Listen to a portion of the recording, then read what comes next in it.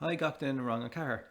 Tásúdan go raibh seachtain maithagaí agus tuas an gúilte ráte agam hena féinach tá chun rá ríis tá mé anna sás leis an obairtá chuir suas agaí tá lán ebre déanta agé an tachtain seo.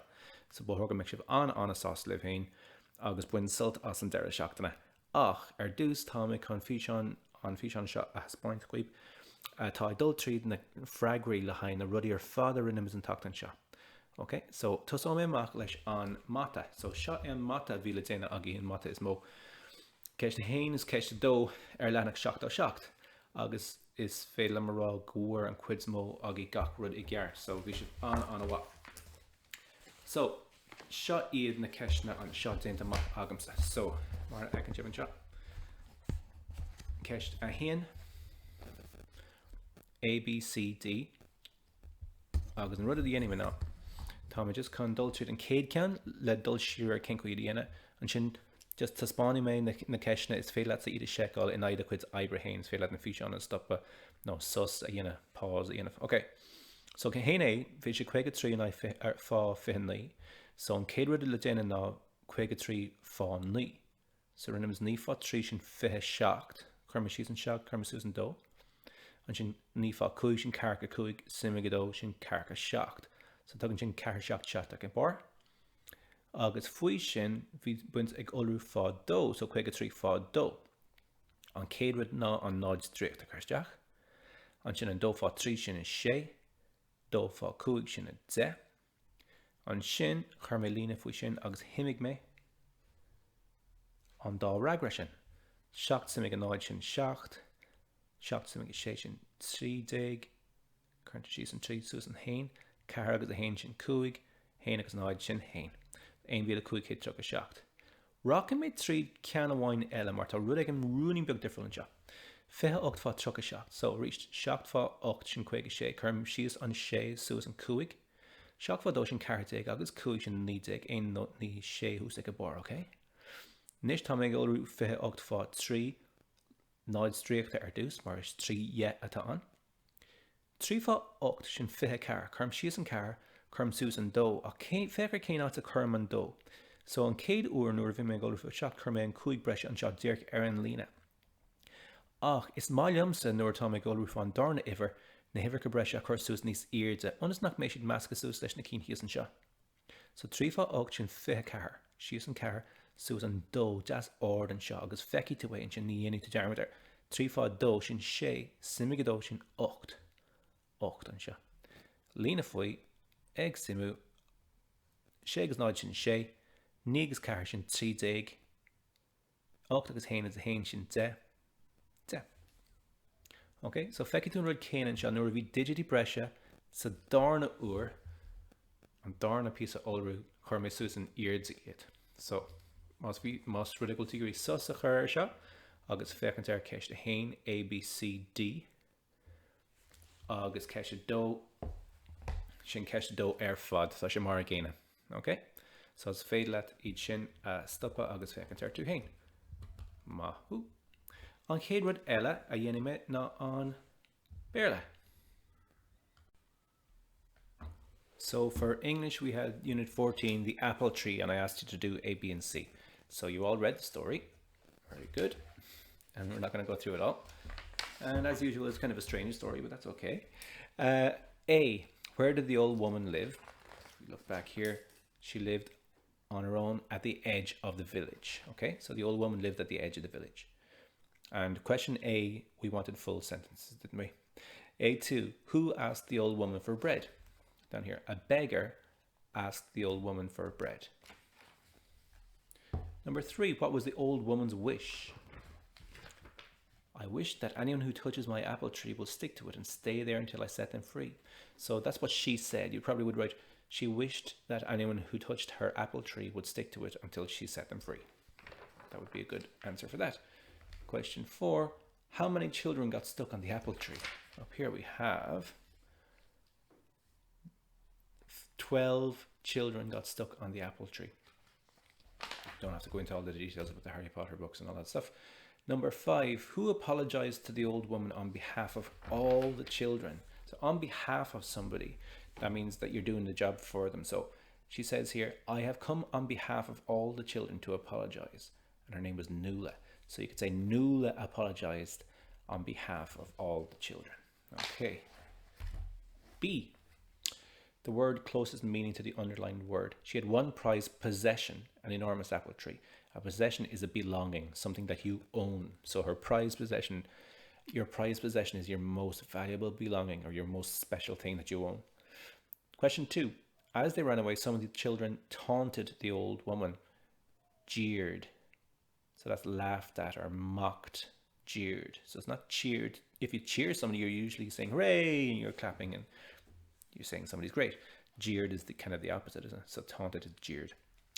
3. He was scruffy looking, untidy. So scruffy means you're not well taken care of. And somebody who's maybe living on the streets or doesn't have a home, doesn't have a chance to clean their clothes or shave or wash their hair. So they might be a bit scruffy looking. So that's untidy. He had a ponytail and a tattered coat. Tattered would be torn. So it's maybe been torn from being stretched and scratched through bushes and trees and stuff. Or maybe it's just gotten worn out over the years and it's got holes in it and it's been torn up a little bit. Number 5, the old woman was full of compassion for others. Compassion is sympathy. That means when you feel sorry for other people or you feel their pain, or if you understand when they're feeling sad, it makes you feel a bit sad too. So if you have compassion for other people, it's usually a sign that you're a good person because you can understand what other people feel and you want to treat them better because that's, what you'd like for yourself. Question 6, she was clutching a note. Clutching means holding tightly. And it says here, clutching a note in cursive handwriting. Cursive handwriting is joined handwriting. It doesn't mean that she was using bad language in the note. Okay, we're on to C. All Jack's close friends were on holiday, so he was feeling very lonely. All of his friends weren't there. They were all gone, and he was on his own. So he was lonely. After running in the race, I needed a drink to refresh myself. Don't forget, C also was for full sentences, okay? C3, the team was short some players because several of them were sick. Several of them would be the best word, because if you said many, then the team wouldn't be short just some players. They would be short a lot of players, wouldn't they? So several, it means a few.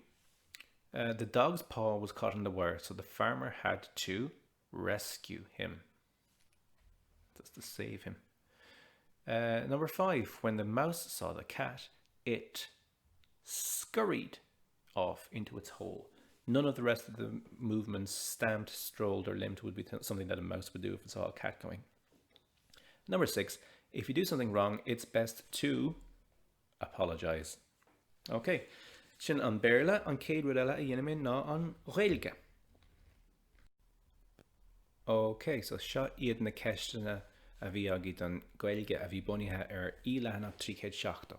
So Seachtaine, cén fáil go raibh Adam King ag offráil borog iarúil do dhuine an late toiseo. An ragra is fear an seo ná margheall nachhfuil cad ag daoine boróga a thuirteach chéile níos mó.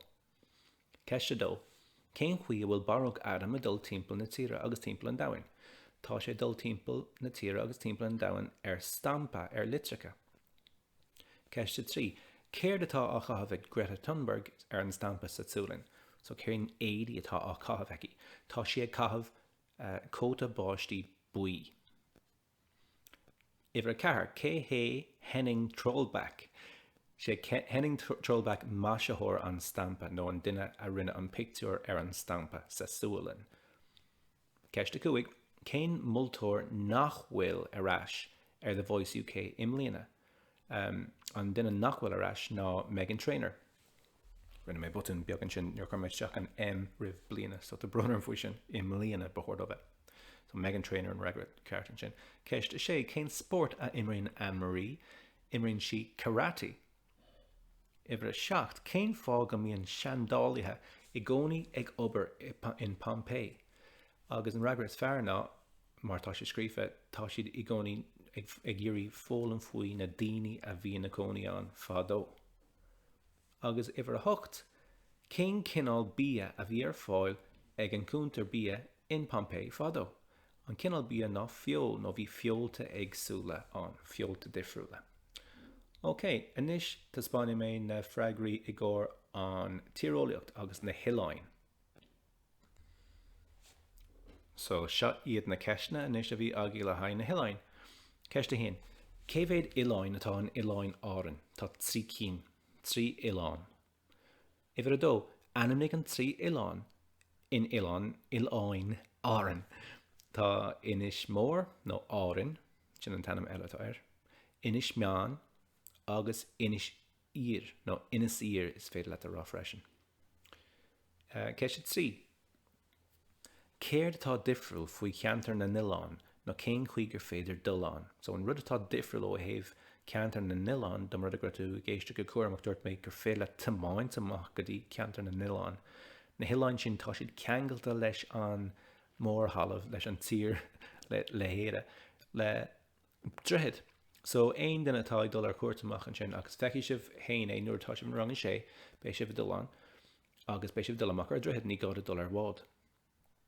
Ceiste ceathar cén tábhar a bhaineann le cean den na Hoileáin I gceantar na Oileáin, pegín litir móir. Mar tá sé sin bunithe ar an Oileáin sin atá an ceantar na Oileáin litir mór, caiúgur a chalín dar ban an pegín an fadó. Ceiste cúig cén Oileáin I gceantar na Oileáin a bhíonn rang sé dulán gach bliain. Bíon rang sé dul go dtí an Oileáin dar banam litir mulláin. Ifir is sé, céiríonn difricht is mó a dúirt mé sa bhí seán idir inis arc agus inis bó finne. An difricht is mó a dúirt mé ná nach bhfuil aon duine ina gcónaí ar inis arc a hiile, ach tá daoine fós na gcónaí ar inis bó finne. Bhí daoine ina gcónaí ar inis arc sús go dtí thart ar cearcan a chuige bliana hin, ach bhí ortha buga as, mar bhí sé cinnal bhí sé anna dachar electricus agus rudí mar sin a bheith an agus nuair bhí daoine an dáin séir ní ra sin an dul go dtí an ospidéal sciopí go leor, so bhug daoine as an Oileáin. Ifir seacht fear nó bréagach níl aon Oileáin bheaga eile ar chósta na Gaillimhe ná na cín seo. Well, tá sé sin bréagach mar dúirt mé go raibh lán Oileáin bheaga ach seo iad na cín is mó agus na daoine atá fós na gcónaí orthab, so ní gádad smaoine faoi na cín eile.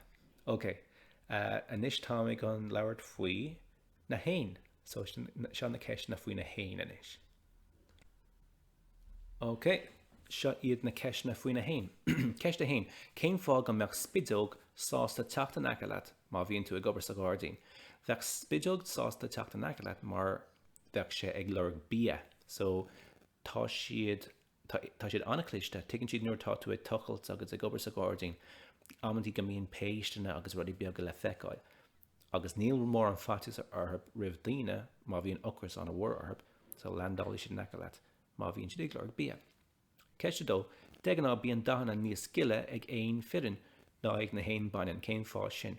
De ná bíon na hain baineann níos doracha nó níl na dahanana cógeal mar go bhfuil sin níos táhairtaí thóg dul I bhulach agus gan a bheith feici ag cuit agus anmhíthe eile. Agus na cín firin de ná úsáidann siad dahanana geala le partner a bheala leis na cín banan a bheala ach freisin le tá spáins gur leis sin an talamh nó an áit ina bhfuil a nead agus ammantí bíonn siad a géirí bheith feici. Ceiste trí, cén a bhíonn ar bhualadh a meantáin gurm tá sé buí agus tá stríocha beag bídeach dubh ammantí agus bán bud buí sin regras fear. An bhfuil aon difricht ar an meantán mór firin agus banan, well tá difricht beag de ná níl an buí ar an meantán mór có geal ar na hain banan tá sé níos gile ar na hain firin. Agus tá an stríocha dubh tá sé níos tufa ag na cín firin ná na cín banan. Ceiste cúig, cén a bhíonn ar chligean an rí rua firin. Tá dá cinna lia ar a chligean. So cé go bhfuil a bhualadh agus a scórnach rua tá dá lia cinna gurm beagnach ar bar chligean. Ceist sé fear nó bréagach vector an lasar chuile I gcónaí ina éonar. Well, tá sin bréagach is minic a vector lasar chuile an grúpi de trí nó ceiricín nó cuaigín fiú na níos mó. Ifir a seacht, céir an bailach is éasca londómh a ahant ó fréchan, mar tá an dá aon dubh. An rud is éasca ná an gob, tá an gob buí anna geall nó fiú ráiste ar an londómh ach tá an gob I gcónaí lia nó dubh an préachan. Agus ifar a hocht, céir an bailach is éasca drolín a ahant. An rud is éasca faoin drolín, tá sé anna bheag ach tuúpla aonantá níos lú in éirin, ach an rud is éasca le ahant ná an drobal, an erbal. Seasan sé dúireach suas gminnic an drolín. So má ecan tú aon beag down agus an erbal ag seasan dúireach suas is drolín tá an. Má sibh.